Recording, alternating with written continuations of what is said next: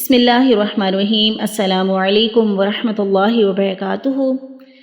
نماز کے مسنون طریقے اور نماز کو مزید خوبصورت بنانے کے لیے اور نماز کو اپنی نمازوں کو نماز نبوی کے مطابق کرنے کے لیے ہم پڑھ رہے تھے نماز کو خوبصورت کرنے والی مزید نکھارنے والی دعائیں جو آپ صلی اللہ علیہ وسلم نے شامل کی۔ ہم نے دیکھی دعا استفتاح، دعا نمبر 1 اور دعا نمبر 2 میں سبحانک اللہم وبحمدک وتبارک اسمک وتعالی جدک ولا الہ غیرک، یہ تو آپ پڑھتے ہی ہیں اور یہ اس سے آپ مانوس ہیں، اور یہ نماز کا جو سمپل طریقہ، نماز آپ کو سمپل نماز جو سکھائی گئی اس میں یہ دعا آپ کو پڑھائی گئی ہے۔ اور آج دعا استفتاح دعا نمبر 3 ہم کریں گے، اور وہ کیا ہے؟ اللہ اکبر کبیرا والحمد للہ کثیرا وسبحان اللہ بکرۃ واصیلا۔ ٹھیک ہے، مسلم کی روایت میں ہے اللہ اکبر کبیرا والحمد للہ کثیرا وسبحان اللہ بکرۃ واصیلا۔ اللہ اکبر کبیرا والحمد للہ کثیرا وسبحان اللہ بکرۃ واصیلا۔ اللہ سب سے بڑا ہے، بہت بڑا، اور تمام تعریفات اللہ کے لیے ہیں، بہت زیادہ، اور میں اللہ کی پاکی بیان کرتا ہوں صبح و شام۔ یہ مسلم کی روایت میں آتی ہے، یہ بھی دعا استفتاح میں آتی ہے۔ ان تینوں دعاؤں میں سے ایک دعا بھی پڑھ سکتے ہیں، 2 بھی پڑھ سکتے ہیں۔ اگر کوئی تینوں پڑھتا ہے تو بہت ہی اچھی بات ہے۔ وہی بات ہے، جتنا گڑ ڈالیں گے اتنا میٹھا ہوگا، جتنا زیادہ آپ مسنون طریقے سے نماز پڑھیں گے اور جتنی زیادہ دعائیں شامل کریں گے اتنی ہی آپ کی نماز خوبصورت ہوتی جائے گی انشاءاللہ، اور آپ اجر عظیم سمیٹیں گے انشاءاللہ۔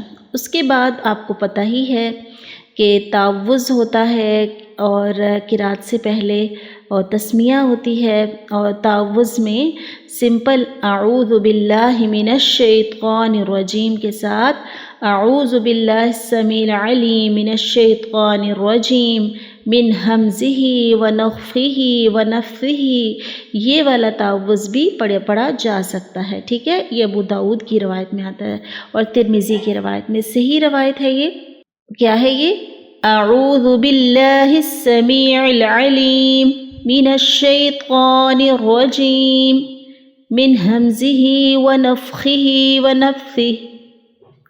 میں سننے والے جاننے والے اللہ کی پناہ پکڑتا ہوں مردود شیطان سے، اس کی پھونکوں سے، اس کی تھوک سے اور اس کے چوکے سے۔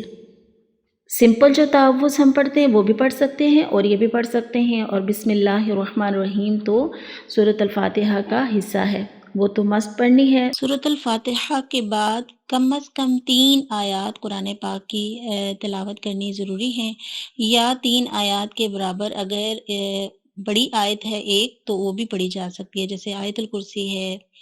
اسی طرح سورۃ البقرہ کی آخری 2 آیات کی فضیلت ہے، اور جو بھی بڑی آیات ہوتی ہے وہ بھی پڑھی جا سکتی ہے۔ اس کے بعد ہم دیکھیں گے رکوع کا طریقہ، اور رکوع کو ہم خوبصورت سے خوبصورت بنا سکتے ہیں۔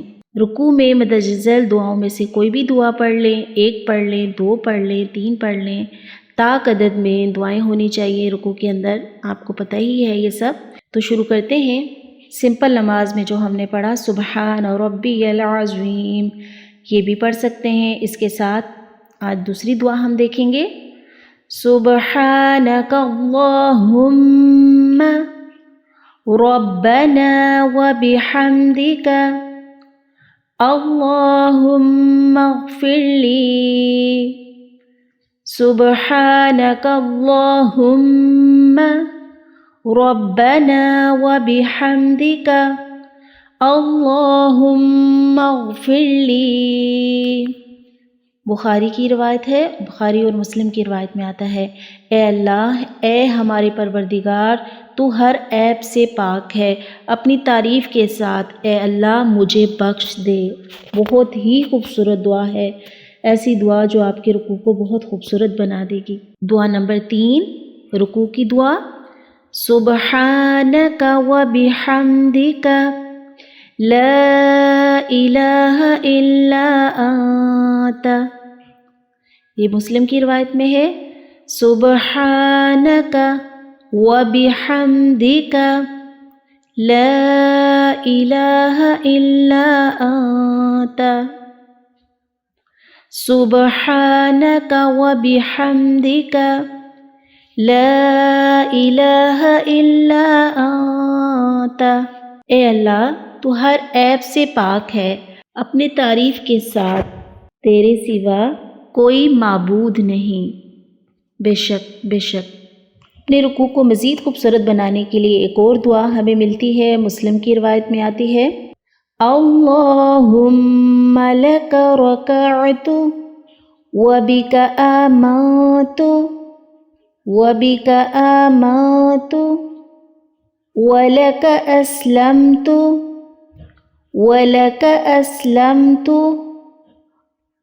خشع لک سمعی وبصری ومخی وعظمی وعصبی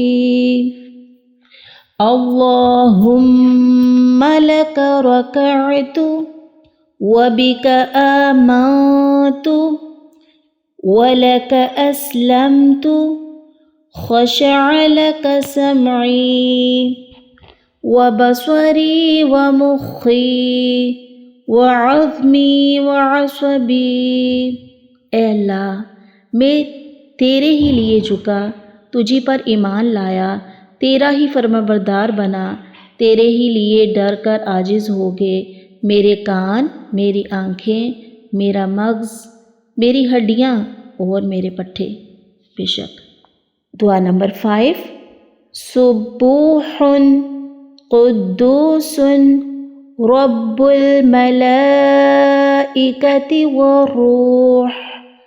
مسلم کی روایت میں ہے، کتاب الصلاۃ، سبوح قدوس رب الملائکۃ والروح۔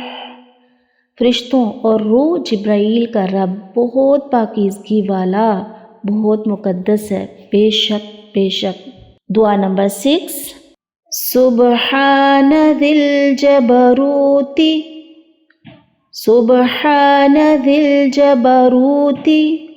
والملکوت والکبریاء والعظمت